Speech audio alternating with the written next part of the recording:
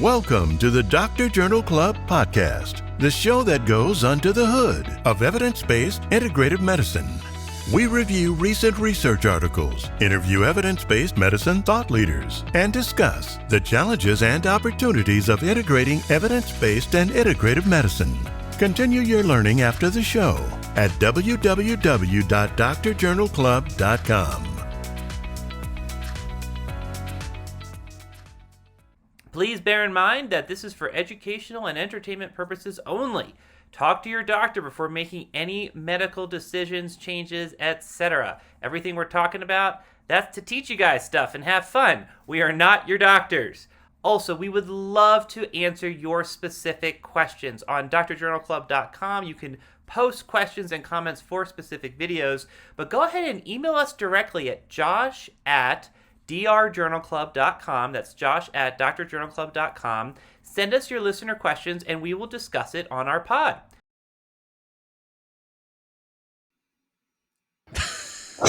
I just saw your name. You're killing me, dude. Okay. All right. These names are getting more and more inappropriate. Okay. Dr. Sadowski. Yo. Despite what your name tag says, our little riverside thing here. How are you doing today? I'm doing great. How are you? Just fine. Thank you very much. So today we're talking about endometriosis. We had a listener request for a paper on endometriosis and integrative medicine. And I found a nice little paper published recently. I was kind of surprised about how nice. On acupuncture. And then it was like, oh man, I don't think we've ever done an acupuncture review at all, I don't think. Or endometriosis. That's right. Yeah. So it's a double whammy. We definitely need to do this. And I don't know much about acupuncture at all, let alone acupuncture research. So it's a little bit of content expertise that we might rely on our listeners to call in and correct us with. But yeah, so I feel like we have some good information to go on. Do you have any starting comments before we jump into the paper? I have no starting comments. Nope. Okay. So we'll put the link in the show notes. So this is a review article, Acupuncture for Endometriosis by Giese et al., Giese, just came out last year in 2023. And it's a systematic review and meta-analysis looking at acupuncture and endometriosis. So for the treatment therein. And so I figure, why don't we go through the methods first, and then we can kind of talk about the results and basically go page by page, I think, just kind of make our way through here. Sure. So what's the first thing you noticed looking at the paper? What are your first impressions? Well, the first thing I noticed was that when looking at the abstract, they put in the study registration per Sparrow ID, which is usually a good sign. Yeah, I agree. So right off the bat, I knew that we were going to get into something pretty good here. And I typically don't read introductions. This one was really nice and short, which I actually really enjoyed. They got basically... Oh, you actually read the introduction this time? That is impressive. Unlike you, I'm not an endometriosis expert. Right. And so I was actually kind of interested to see what they had to say. Yep. And it was only like 3 paragraphs long and very short paragraphs. So I did like the fact that they kept it nice and short and really to the point, and highlighted that the aims of the paper was to determine the effects of acupuncture on endometriosis-related pain and health-related quality of life. And something that I really liked is that they focused this paper with sort of another aim of contributing to the evidence-based guidelines for endometriosis. So it wasn't just, oh, let's see what this research is. There was a lot of intent behind it, which, you would think that you would always want research to have good intent behind it, but oftentimes you kind of just see these studies that are just kind of being done just because they can. Mm-hmm. Whereas with this one, there seems to be like a lot of intentionality behind it. So not only is there evidence, or what is the evidence with regards to the efficacy of acupuncture, but can this influence guidelines for the management of endometriosis? So can this have overarching impact for this condition. Yeah, I think you're spot on that. Reading between the lines, I think they have a guideline development in place now. Like it'll probably come out next year, I would imagine. And the most brilliant way of doing that, according to like all the recent guidelines on this for grade, is first you do a systematic review and meta-analysis, and then that information informs your guideline panel on doing grade guidelines. And you can tell just by the quality of how they set this up that they're just really following, I think, grade by the book. Mm-hmm. So yeah, I was super impressed with all that as well, and I agree. I think so. I am not an endometriosis expert, and so I also read the introduction, and I agree. I think it gave a good initial sense. One of the surprising things to me is like they were saying that once you use MRI to help make that diagnosis, something like 1 in 5 women have endometriosis. Like that was shocking to me. I didn't realize it was quite that high a prevalence. I knew it was common. I have lots of patients that have it in clinic, but I had absolutely no idea it was that common. So super, super common condition, can have debilitating effects on quality of life and all sorts of stuff. And the medication apparently is not great. The satisfaction around surgery is not great either. So there's this appetite, if you will, for, integrative and complementary approaches or other approaches. And that sort of set up the rationale, I thought, pretty well. Now, as far as, and they're acupuncturists, right? So I think 1 or 2 of the authors are acupuncturists. And so that's their background. That's what they're looking for. Now, I don't understand the acupuncture side of all this, but it looked like they were pretty inclusive of different acupuncture styles. So whether it was 5-element or traditional or what have you. So if you are an acupuncturist, an LAC, go read the paper. It's freely available online. And I think it's freely available online. And let us know if you have any concerns. But from our read, it looked pretty good from a methods perspective. So, okay, cool. Anything else to add before we jump into methods? No, but since we're going to kind of transition to methods anyway, you can kind of tell that a paper is going to be good, just kind of like how well they break it down, how easy it reads, and the fact that it's just very linear in as you're reading it. Like, oh, this makes sense. Okay, this makes sense. You're not like having to flip through pages back and forth and like try to figure out what's going on. It was like if you're a student doing a systematic review and meta-analysis, this would be a really good paper to reference or to like help guide you through the process. So, dear listener, you might mark this on your calendars. I think this is the only time this is, by the way, in case you didn't know, this is Adam gushing about a paper. And this is one of the few times I've seen him gush about paper. In fact, as we were reading it and prepping and doing our quote unquote green room, which is text back and forth in preparation, it was just hilarious because like as you would go section by section, I would get these like, and did you see this? Like exclamation point. And did you see that? And look what they did here. That's hilarious. So yeah, no, I had similar feels.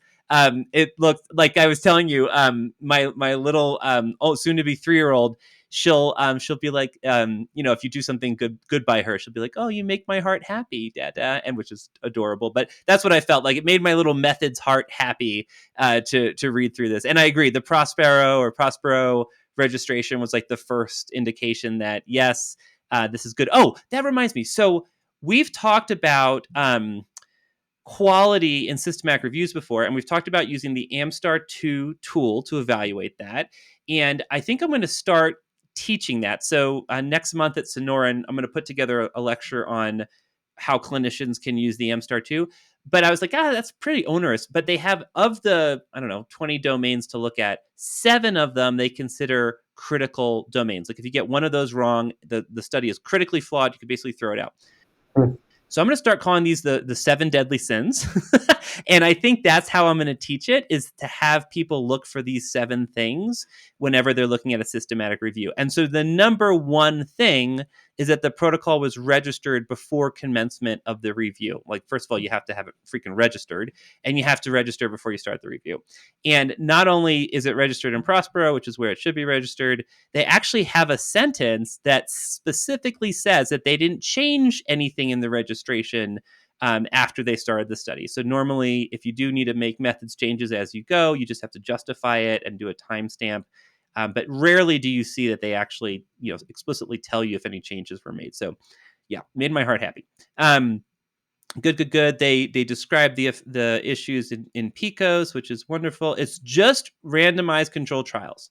So we're looking at we're starting with high level evidence only would be includable in here. And go ahead. They did make the comment that crossover randomized control trials were also allowed to be in, but they only took the first period of that crossover. So this way they didn't dilute any effects from a carryover period. So for those who aren't aware, with a crossover randomized control trial, you would start off like one group would get the intervention and one group would be in the control group, and then at some point they would flip. And in a good crossover randomized control trial, that blinding would be maintained throughout. So you don't know when you're getting intervention and when you would be getting placebo.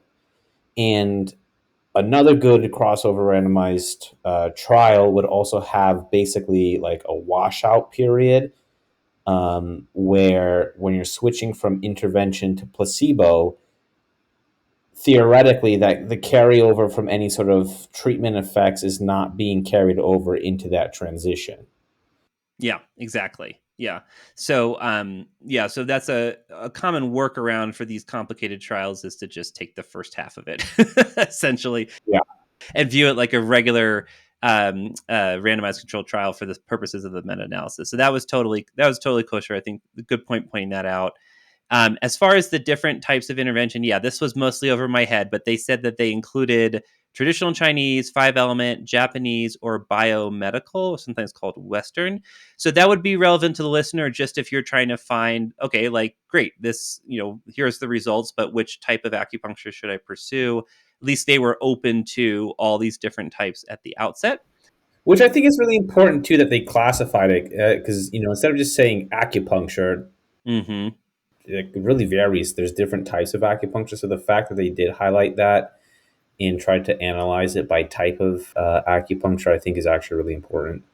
Yeah, so this is the thing I hear a lot from acupuncturists where they get really frustrated with the research in their field because they're like, well, the researchers clearly didn't know what they're talking about. They combined this with that, or they didn't even do it right, or that's not even acupuncture.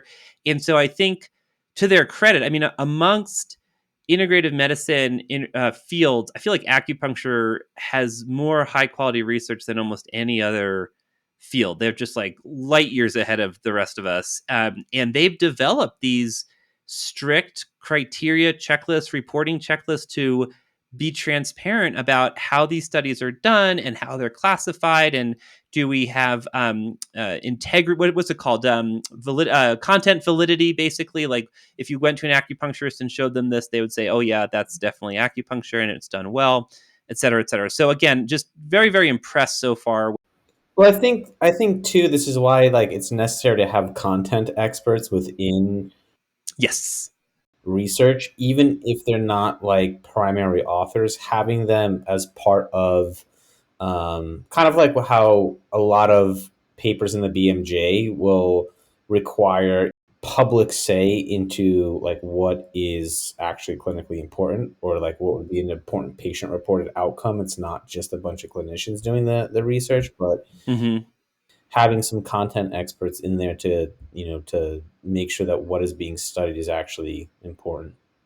Yeah, absolutely. So, as far as we can tell, not being acupuncture experts ourselves, this looks pretty legit, both from an internal and external validity perspective, meaning the methods look good and it seems to have external validity from an acupuncture perspective. But again, acupuncturists, please feel free to call in and yell at us. But there is one thing. So, I have only one issue with this entire paper, which is in the next section as we move through the methods here. Oh, so sorry, outcomes. So they're looking at pain outcomes. They're looking at quality of life outcomes. They're looking at adverse events. They're looking at endometriosis specific instruments. So these are very good, again, outcome measures that they're looking for here. And the primary outcome was pain severity, with the secondary outcome being adverse events and health related quality of life. Yeah. And just because we haven't touched on it yet, the main patient population that they're looking at is people of reproductive age Yes. with pelvic pain or abnormal, or excuse me, pain with menses, with a confirmed diagnosis of endometriosis that was either confirmed through laparoscopy, ultrasound, MRI, or histopathology. So Right. people who, they're definitively basically diagnosed with endometriosis, not just sort of like, oh, you might have endometriosis and let's see if this helps. Right. So we've got some imaging or surgery evidence, and you've got pain primarily, and let's see what acupuncture does. So they looked at the only issue is the only studies that they looked at were in English or German. So they excluded studies in other languages. Now, that's particularly a concern in acupuncture because a lot of acupuncture research is done in Chinese, right? It comes out of China, it's done in Chinese. And so I was pretty concerned about the reason it's German. I think one of the authors is practices in Germany. I looked, I googled her. Is the acupuncturist in Germany, and so there's your content expert. But yeah, it was kind of surprising. And I think later when they actually, again, to their credit, are transparent about their exclusions, I think almost double the amount of study. Well, so that like they could have doubled the number of studies if they also included Chinese articles. But anyway, so I think that's the main issue is that they're missing possibly half of the evidence base. But so anyway, so we only have these English and German studies. The search itself, I thought, was excellent. It was well described. They looked at multiple databases. Really importantly, they looked at databases that are specific to like integrative medicine. So they looked at AMED, which is a database on allied and complementary medicine. So a lot of times you'll have these really lazy searches where they do like PubMed and pretty much that's it. And especially if it's a content specific area, you want to make sure you're checking those content specific databases. So they did a really excellent search. I was super thrilled with that. Detailed design fully provided in the supplement. And then they did their screening independently and in duplicate, which is super important. And they did their data extraction independently and in duplicate, which is also super, super important. And then they did quality assessments of the studies as well, risk of bias, and also specific checklists for acupuncture itself. So things like Nickman, which I didn't know beforehand, and then Stricta, which apparently are acupuncture specific checklists and guidelines for quality, which was seems important. Yeah, so the Nickman scale is the National Institute for Complementary Medicine Acupuncture Network, and it appears to be recommended to be used along with the Stricta checklist. And the whole purpose of having those checklists in place is to make sure that when we're doing acupuncture research, we're having a consistency in how it's basically being reported, to make sure that we have consistency in the literature so we can make a better sort of conclusion or estimate or know where things need to be altered. Because if we can have a standardization to something that many practitioners will already say is sort of like a heterogeneous type of intervention to begin with, this gives us some sort of a standard to work with. And it's not to say you can only use these acupuncture points for every single patient. That's not what it's saying.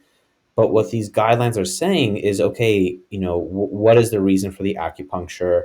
How was the needling done? What was the treatment regimen? What were the other components of the regimen? Was the person performing the acupuncture have some sort of acupuncture background? So, for example, was it like a physical therapist doing dry needling? Is that consistent with acupuncture, or was it someone who has a background in traditional Chinese medicine or classical Chinese medicine, or an acupuncture degree? And then how did they have their comparison group? Like, what was the outline of that? So if we can have a standardization procedure, we can make a better estimate and draw better conclusions with regards to acupuncture as an intervention. Yep, super well said. And I think where the editor community and the journal community is moving towards better reporting standards, but it's still a lot of concern out there. Herbal medicine is the big problem, for example. But yeah, so it's really important to be standardized in how this stuff is reported. So I think that was, again, super excellent. And I think that's also just something in complementary and alternative medicine, or excuse me, complementary and integrative health. Because, if you were to say, like, you and I have a background as NDs, when I see research that says naturopathy, it's like, what the hell does that mean? Because naturopathy is not an intervention, in my opinion. It's a spectrum from which you are able to sort of choose interventions from something from that includes, like, body work or body manipulation to even surgical intervention. So to say, we studied a naturopathy as an intervention, so you have to define that. And so, how are we going to standardize what naturopathy is from a research setting? Are we looking at naturopathic herbal intervention, or just healthcare delivery from a naturopath, where that naturopath ultimately decided how that patient or that research subject got an intervention? So having something in place for acupuncture, I actually appreciated. And the fact that they're saying, hey, you should combine this with this other scale to get develop this holistic evidence base for understanding the intervention of acupuncture, I thought was cool and important. Yeah, no, really good point. I mean, I think with herbs, you can say like, okay, it's this one plant that we're studying, and there's still a million variables, like when was it harvested, what kind of extract, yada yada yada. But to your point, like to say acupuncture period is kind of ridiculous and analogous to saying, naturopathy period or medicine period, right? Like, what the hell does that mean? And so, yeah, so again, even more important to be clear about these different interventions. And I think they did a good job. We'll get to it, but I think one of the tables, they did a pretty good job of showing the different aspects of these interventions. So if you did want to, if you're a provider and you wanted to try these needling techniques, you would be able to see very clearly which ones were used when they got the effects that they did. And what else? Oh, and they use grade, of course, which is our favorite, which is the way of assessing the overall confidence in the evidence. One last thing I just wanted to kind of say about the Nickman and the Stricta Yes. is you can kind of view the Stricta as like a Prisma checklist. Did the research authors have this checklist when developing the acupuncture study? Mm-hmm. And then the Nickman is kind of like the grade of the acupuncture. Mm. So, was there a checklist in how they reported it, or kind of like a strobe guideline for observational studies, where, like, are they following this sort of criteria as to how to report? And then the Nickman sort of quantifies the quality of that reporting, where higher scores indicate better quality. Better quality, like reporting, or like better quality study, like more trustworthy To my understanding, it seems like better quality in the reporting, in the reporting. which sort of indirectly then translates to perhaps better quality study. Yeah, and then but to the quality piece, like they also did risk of bias assessment. So the straight up, well, yeah, so that I guess the straight up risk of bias they did with the risk of bias scale, and then then they use these others to sort of describe how well reported the other studies are. Okay, cool. I think I'm with you now. Good, good, good, good. And then they did a meta-analysis, and you use grade to talk about the overall evidence, and we'll talk about the results in a second. And the way they use meta-analysis is they looked at mean difference. So, if you're talking about a 10-point pain scale, and on average, you could say, okay, they dropped 2 points of pain or something like that. That would be a mean difference. If the way you're describing the result is using different instruments, it gets a little bit more complicated. You do things like standardized mean difference, or in this case, Hedges G. I don't know that we need to get into super detail on that, but basically, it's a way to say, okay, what is the overall effect, even if these studies use different instruments here? And then we have these thresholds that we use to say if that's a small, moderate, or large effect. Correct. Okay, cool. Anything to add on that one? No, but it seems like with Hedges G that we are using that for smaller size studies, whereas other, like a Cohen's D, you might see is used for larger studies. Right, exactly. And I think it's technically, I think it's more conservative, and then also, but you can think of it analogously. Like if you're used to thinking of Cohen-D's thresholds, like 0.2 is small, 0.5 is moderate, and 0.8 is a large effect. I believe that is sort of an analogous threshold. So you can kind of think of it the same way, even if you haven't heard of Hedges G before. Okay, cool. They did look at subgroup analysis, or they planned them anyway, for different types of acupuncture. So that absolutely makes sense. The total number of treatments and the mode of stimulation, so manual or electro acupuncture. So that all makes sense. These would be reasonable subgroups to look at a priori. And yeah, data imputation is boring, but pretty straightforward. Yeah, so overall, I think I'm good with the methods. I'm looking here at our 7 deadly sins, and let's just see if we can go through these. Look, the thing is, we don't do this for money. This is pro bono. And quite honestly, the mothership kind of ekes it out every month or so, right? So we do this because we care about this. We think it's important. We think that integrating evidence based medicine and integrative medicine is essential. And there just aren't other resources out there. The moment we find something that does it better, we'll probably drop it. We're busy folks. But right now, this is what's out there. Unfortunately, that's it. And so we're going to keep on fighting that good fight. And if you believe in that, if you believe in intellectual honesty in the profession and integrative medicine and being an integrative provider and bringing that into the integrative space, please help us. And you can help us by becoming a member on Dr. Journal Club. If you're in need of continuing education credits, take our NANCIAC approved courses. We have ethics courses, pharmacy courses, general courses. Interact with us on social media, listen to the podcast, rate our podcast, tell your friends. These are all ways that you can sort of help support the cause. Deadly sin number 1. Did they register the protocol? Yes, they did. Check. Adequacy of the literature search is sin number 2. Yes, I thought that was an excellent literature search. Justification for excluding individual studies. They do give, I think that comes later, but they do give reasons for which studies they excluded.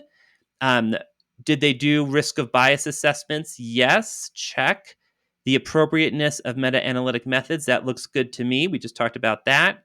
Did they consider risk of bias when interpreting results? We'll see that they did. That comes a little bit later. And did they talk about the possibility of publication bias? So this one, they did talk about it. They didn't assess because they didn't have enough studies, and we'll get there in a second. I'm a little on the fence of this because I feel like they missed half the data because they didn't look at published Chinese studies. But so I would say maybe a half a deadly sin, but overall a pretty good study. Anything else you want to add about methods or concerns or anything like that? No, and I get where you're coming from, but I don't really think it's that big of a sin. I'd give it a pass. Okay, fair enough. So, all right, so we'll jump into the results here. Okay, so they talk about how the studies were excluded. They found 6 final studies out of 1,074 hits. Yeah. So, okay. Hello. We talked about this last time. Yeah. Remember when they had like all these databases and they had like 74 hits and they were like, we did this extensive search. I was like, BS. So this is a more normal search result you would expect, 1,000 plus hits or whatever, and then you whittle it down. So it didn't look suspicious. It looked perfect. And so of those 1,000, they went through and they found 6 randomized controlled trials that met their inclusion criteria with 371 participants overall. I'm curious how you want to handle this. I'm thinking we just jump to like the tables or forest plots to talk about results. Or did you want to go through it in text form? I could just like quickly go through it. Yeah, sure. What annoyed me about this paper was that there was just a lot of text when there really didn't need to be. That's why I went to the tables. Yeah. The results section. And if you read through it all, you could have kind of gotten a little misled. Basically, from the 1,074 hits, 6 studies, 371 total participants. 4 of them were your typical randomized controlled trial where you have acupuncture versus a control group. 1 study used a crossover design, but remember they only used that initial part prior to the groups actually crossing over. And then 2 studies were done in China, 1 in Australia, 1 in the USA, 1 in Austria, 1 in Brazil. The median age was 30, and all studies used laparoscopy or laparotomy to diagnose endometriosis. And then the acupuncture styles, there were 2 traditional Chinese medicine style, 1 Japanese style, 1 ear acupuncture, and then 2 did not specify the style of acupuncture that was used. What I actually really appreciated was that when they were looking at the studies, 3 studies used a fixed treatment protocol. So no matter who walked in through that door, if they had the diagnosis, this was the acupuncture they were getting. It was basically an algorithm. You get this, and that's it. 1 study used a semi-individualized treatment, so I'm not really sure what that meant. It looked like they had fixed points that were going to be used, but then they had 3 points that could have or could have not been used, depending on the clinician that was delivering the acupuncture. And then 1 used an individualized point. However, it wasn't really individualized because they had an a priori determined algorithm. So not really individualized in my opinion. Quasi individualized, algorithmic, I guess. So AI acupuncture, essentially. For the acupuncturists out there, on average, they used 13 needles. From a needle stimulation standpoint, 1 study looked at manual stimulation. 1 person was hooked up to a car battery and electrically stimulated. This is a thing. Electroacupuncture is a thing, man. 1 study they used no stimulation, and then 3 did not report on it. From a needle place, Wait, does that mean, is that chi or is that different? chi. Well, like, when you're Why do we do electric stimulation? no, like there's like Chi is like the energy channels. no, I know, but I'm like butchering this, but there's like a thing that you get when you stimulate it and you like bring about the chi or something, like it grabs at it or something like that. There's a way to stimulate that. Electrocution. No. All right, move on. We clearly have no idea what we're talking about when it comes to the actual intervention. Oh yeah, look at this. Okay, I'm not making this up.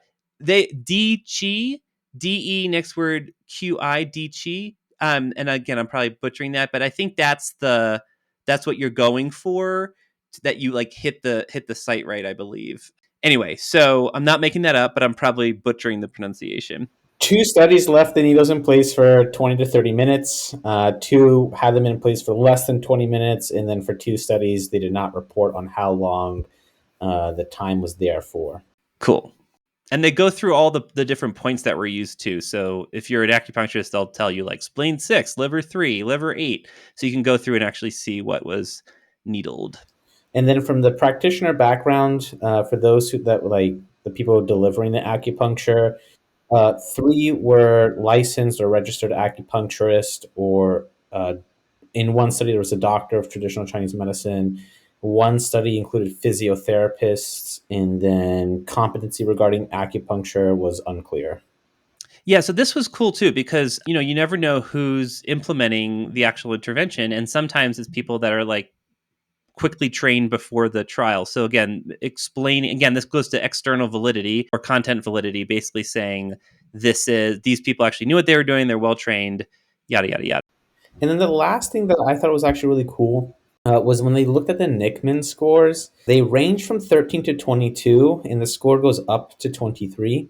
And so the mean score was a 19, so fairly high quality in the reporting. The Nickman looks like it was reported after 2016, and they did find that prior to 2016, those scores on average were an 18, and then after that, on average, was a 21 and a half. So basically, after these guidelines were in place for how to report acupuncture studies, they found that the quality of reporting did in fact improve. So I think that was interesting and cool. Yeah, again, I think the field of acupuncture from a research perspective is like, again, head and shoulders above the rest of us. Maybe chiropractic's after them, and I feel like we're on the bottom. But yeah, they do a really, really good job in standardizing and high quality research. So, okay, awesome. Oh, and just the range of treatments. So we're talking about anywhere from 5 to 16 treatment sessions to get the effects that we're talking about here. And they talked about different comparators. I don't know that we need to. Did you want to jump into the comparators at all, or Not really? not really? Yeah, I think that's really fine. You talked about quality, perfect. Risk of bias. Well, actually, I rescind that. I take that back, because the type of intervention or the type of comparator does seem to matter when you're kind of looking at acupuncture research and those who are sort of like very much for acupuncture and those who are very much against acupuncture or seem to be less so inclined in sort of believing the research that's out there. The majority of the comparisons were non-specific acupuncture, and I'm not entirely sure what that was defined as. To my understanding was they kind of just like put random needles into people, so they weren't in like specific like gallbladder 7 or liver 3 points. They were just kind of like adjacent to it, or maybe somewhere like completely random. One comparison was medical, which is a clever thing, right? Because it controls for the whole ritual, the experience, the puncturing of the skin, everything except for actually needling these channels. right? The theater. Yeah, it's very clever. And and they did kind of specify it in some of the studies. Like the study from Brazil used non-specific acupuncture, where there was a stimulated therapy with a needle insertion 3 centimeters apart from the original point, so like relatively close to where it would be, but actually not at that point. And then one non-specific acupuncture was with no correlation to endometriosis. Another one was without any sort of stimulation. Another comparison was medical advice, but no traditional Chinese medicine, which I feel like is fair. And then one was compared to Chinese herbal medicine, but no acupuncture intervention, it looks like. Yeah. So to put a finger on this a little bit more. So these are pretty strong comparators, right? Like these would be, you would imagine these would have pretty strong either active or placebo effects. And so if you do see an effect in a study like that, which we're going to see in a second, they really did, it's even more impressive because the control group you would think would have pretty impressive placebo effects. So we're talking about the differential, the difference between these, and the fact that that's as impressive as it ends up being, I think, is even more so. It's not like it was a weightless control or they gave them a little placebo pill. Like these were pretty impressive controls, and so any difference that you see above that, I think, is a pretty strong indication of efficacy. Yeah, agreed. Okay, cool. So quickly, risk of bias. So we had the 6 studies. So one of the studies was considered a low risk of bias. 2 had some concerns, and then 3 were high risk of bias. So we'll see later that mixed bag with only 1 low risk of bias studied lowered the grade level overall for some of the rankings, and we'll talk about that in a sec. But overall, the grade level for the different outcomes ranged from moderate to very low, and so moderate's pretty good. However, moderate certainty of evidence really only happened, I think, on 1 or 2 occasions. The rest of the time, it was low to very low. Yeah, and so we'll jump into that one. Agree. And then they didn't do a publication bias assessment because they had too few studies. That's actually appropriate. The rule of thumb is 10. So if you have less than 10, it's an underpowered test to look for publication bias. So it's reasonable what they did. But again, I have concerns about, there are 6. You found 6 studies, and you found 5 studies in Chinese. Like you could have doubled your data right there. But anyway, I'll leave that alone. Mild sin, according to Adam. All right, so pain severity, blah blah blah blah blah. All right, so let's jump into. Should we jump into the actual results? Should we? Let's. What are you thinking? Should we go to the summary of findings table? How should we go through this? I think the summary of finding table is sort of the best bet, because then you can get really lost in the sauce with all the text. Yeah. And really, we have to remember that our primary outcome was the effect of acupuncture on endometriosis related pain. Right. And within that, there were subdivisions of, okay, is this menstrual pain? Is this non-specific endometriosis pain? Is this pelvic pain? And so they in the table, they did a good job of just overall pain, menstrual pain, and then health related quality of life. Yeah, so this is beautiful. So we're talking about table 2, if you're following along, and this gorgeousness is called the summary of findings table, which is recommended by Grade and by Cochrane to present information in a digestible way, and it's a beautiful, beautiful thing. So yeah, we can probably get everything else that we need to talk about from this one table. So overall pain, when we're talking about acupuncture compared to non-specific acupuncture for endometriosis. So again, against a strong control, you would expect a smaller effect, but we see overall pain Hedges G of 1.5, which again, that's double the threshold of about double the threshold of what we would consider a large effect. So a very large effect on pain overall. And that's based on 3 randomized controlled trials over 200 participants with a low grade level. And that's knocked down 2 levels because of risk of bias. So we talked about that before. Only one study had a low risk of bias. And then the heterogeneity as well was another reason that they knocked it down. So it went down from high to moderate and then down to low. So it's low level evidence based on 3 randomized controlled trials, but a very large effect size on overall pain. We see a similar thing with non-specified pain using a mean difference on a 10-point scale, 2.77 centimeters lower, 2 randomized controlled trials. Again, low grade level. So overall, low grade evidence from randomized trials of a pretty large, clinically meaningful effect. That the way that you could kind of, clinically sort of make that discussion with a patient is, hey, where do you rate your pain on a scale of 1 to 10? Oh, you're interested in acupuncture? Okay, there's some shoddy evidence that suggests that we could improve your pain. Let's say your pain level right now is at a 7. It may go down to a 4 with acupuncture. Are you interested in pursuing that? Yes or no? Yeah, totally, exactly. And then actually, so let's talk about the few items that had moderate level grade evidence. To your point, Sure. so that is menstrual pain specifically had a large effect size, very large effect size, with moderate level grade evidence. So that's pretty darn good. It got ranked down once for imprecision, and that's because this is just based on one randomized controlled trial. So that was the low risk of bias study of about 100 participants. So you have one randomized controlled trial on 100 people showing a very large effect on menstrual pain. However, that was at the end of the treatment. Right. When we then looked at follow-up, that moderate looks like then became very low. Larger effect, but very low quality evidence. So much less confidence in that follow-up period. So much more confidence to say you're having menstrual pain, you go get acupuncture, you finish it, and you feel really good. And that is well more and above beyond placebo effects based on the control. When they check in with you like weeks or months later, it's unclear if you'll be better. But it seems like we have much more confidence in that treatment effect right away type of thing. And then also look at that sort of drop off in number of participants. You went from 106 to 42. Yeah, so they basically like lost to follow up 60% of those participants of highly dubious data set. I would probably just throw that out. That's a good point. Even though it's a large effect, I can't really put much faith in that at all. But you can put decent faith in post-treatment response, which I think is pretty good.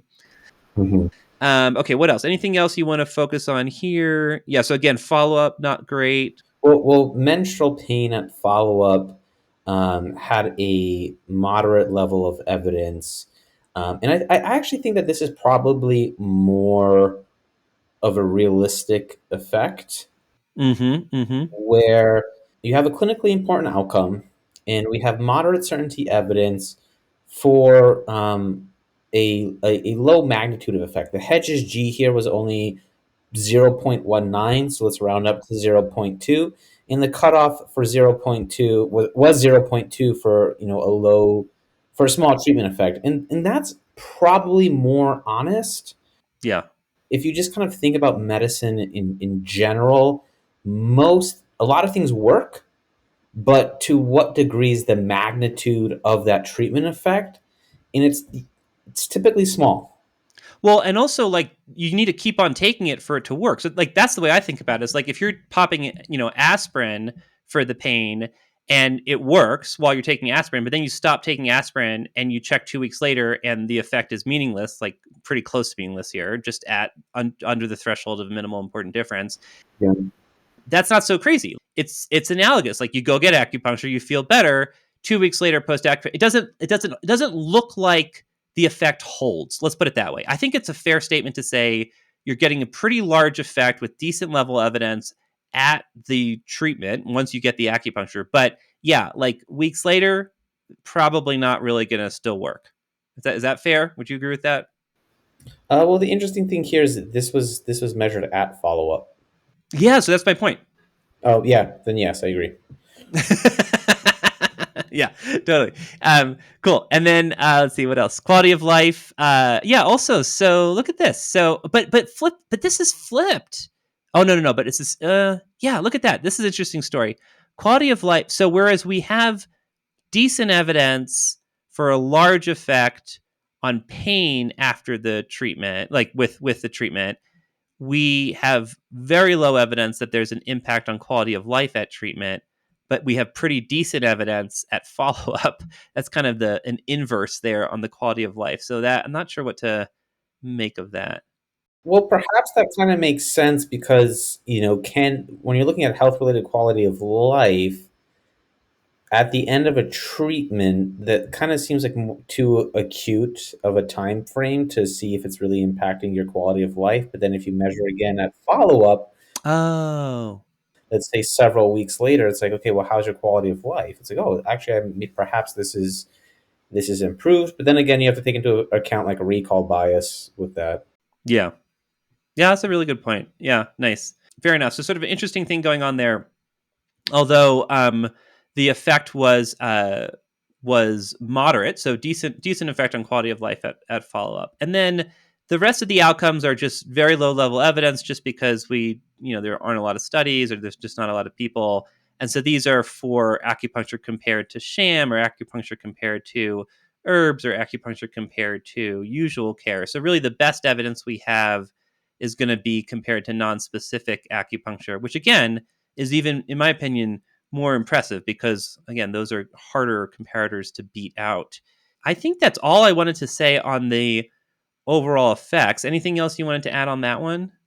That was it. Unfortunately, they weren't able to do any sort of subgroup analyses because each subgroup was too small, right, to provide any sort of reliable conclusion. So, yeah. I mean, overall, this was a really well done meta analysis. I think that the main limitations are just the fact that there's just too few studies. It could have doubled it if they looked at Chinese studies. Just saying. Well, maybe we don't know that. Yeah, there were 5 Chinese studies that were excluded just because of language. Oh, okay. Well, yeah. I mean, remember when it's like low quality of evidence, or when the grade is very low. Well, with grade very low, it's saying that future studies are unlikely to impact the results of that. Is that correct? Grade very low or grade high? Grade very low, or is it only with high grade? So high grade, there's nothing's going to happen. You can do a big study tomorrow, the effect's not going to change. Very low quality of evidence, they just say the results are uncertain. Okay. Like they just don't even say anything. Yeah. The takeaway with this is not that like acupuncture doesn't work. It's still up in the air. Is kind of how I would view it. Where like with one sort of area there was moderate grade, but a lot of this was low to very low, and so we really just need more studies. Yeah, or just learn how to read Chinese. But okay, now I'm fine. But yeah, so to that point, so high level evidence is like this is the effect. Moderate is this is probably the effect. Low is this may be the effect, and then very low is you can't even trust any of this. So for menstrual pain, it looks like there's probably an effect and a large effect. And then for most other stuff, it's like, yeah, maybe yes, maybe no, hard to say. Maybe quality of life improvements to a moderate level at follow up, stuff like that. So to me, this looks pretty good. One of the cool things on the discussion they talked about is cost. I did want to bring that up real quick. So they're arguing. Oh, yeah. Discussion section. What? You read the discussion section?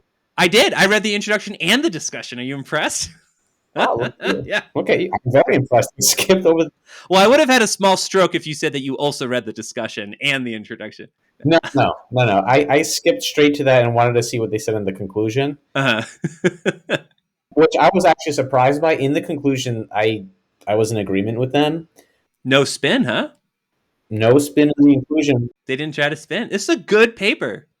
Yeah, it was a good paper. Good authors. Yeah. Well, very, very well trained. And, you always worry about that. And myself included, like if you're the actual practitioner of a field, like you have this intellectual and emotional bias. And so you're always worried about how this stuff gets spun. And yeah, they were very staid and conservative in their conclusions. They followed Cochrane guidance on all that in their languaging. And yeah, super, super impressive. You know what would have happened if they were funded by Big Needle?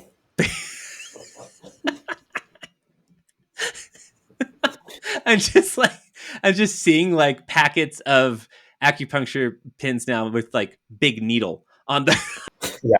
like the new branding thing. or Big Moxibustion. Yeah, big Moxie. Yeah. Or Big Chi. That's a good brand. We should trademark that. Okay. Okay. Last thing I wanted to say is they didn't do an economic analysis, but one of the things they talked about at the end is this can be an expensive condition because of all the surgeries and medications and stuff like that. But that should be contrasted with the fact that, if acupuncture isn't covered, you have to go, 5 to 16 times, like in these studies, that may add up as well. So you sort of have to like weigh the pros and cons of cost. But again, I think, especially if insurance is covering it and things like that, or it's reasonable cost, it seems like a decent thing. We're not giving medical advice. We're just talking about the effects of the study. Anything else you would like to add, Dr. Sadowski? And again, I will refuse to read the name in front of me on the screen. Go ahead. No, that's it. Okay. All right. Well, we hope you enjoyed it. We have a whole slew of listener requests, actually. We have at least 5 in the docket. So thank you for that. Keep them coming. We will continue to review articles and address concerns as they came up. Last week, we talked about a paper Eric Yarnell sent us.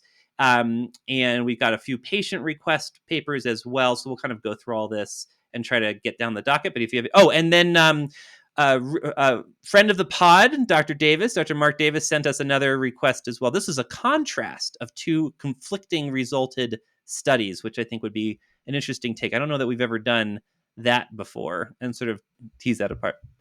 Well, when we did our lovely homeopathy series. Oh yeah. Oh yeah. So, you're gonna hate me. I'm like getting back into the whole homeopathy research. Please don't tell me this is another homeopathy study. I swear. No, it's not. No, I'm done. Except that like now I'm being like, there's all these active homeopathy studies going on all of a sudden, and they're like, Josh, we need a meta-analyst, and I'm like, I don't know. Adam's gonna kill me. But we'll see. We'll see how that goes. All right. Until next time, dear listener, thank you for putting up with us, and we will talk to you later. If you enjoy this podcast, chances are that one of your colleagues and friends probably would as well. Please do us a favor and let them know about the podcast. And if you have a little bit of extra time, even just a few seconds, if you could rate us and review us on Apple Podcast or any other distributor, it would be greatly appreciated. It would mean a lot to us and help get the word out to other people that would really enjoy our content. Thank you. Hey, y'all, this is Josh. We talked about some really interesting stuff today. I think one of the things we're going to do that's relevant, there is a course we have on Dr. Journal Club called the EBM Boot Camp that's really meant for clinicians to sort of help them understand how to critically evaluate the literature, et cetera, et cetera. Some of the things that we've been talking about today. Go ahead and check out the show notes link. We're going to link to it directly. I think it might be of interest. Don't forget to follow us on social and interact with us on social media. At Dr. Journal Club, Dr. Journal Club on Twitter. We're on Facebook, we're on LinkedIn, et cetera, et cetera. So please reach out to us. We always love to talk to our fans and our listeners. If you have any specific questions you'd like to ask us about research, evidence, being a clinician, et cetera, don't hesitate to ask. And then, of course, if you have any topics that you'd like us to cover on the pod, please let us know as well. Thank you for listening to the Dr. Journal Club podcast, the show that goes under the hood of evidence-based integrative medicine. We review recent research articles, interview evidence-based medicine thought leaders, and discuss the challenges and opportunities of integrating evidence-based and integrative medicine.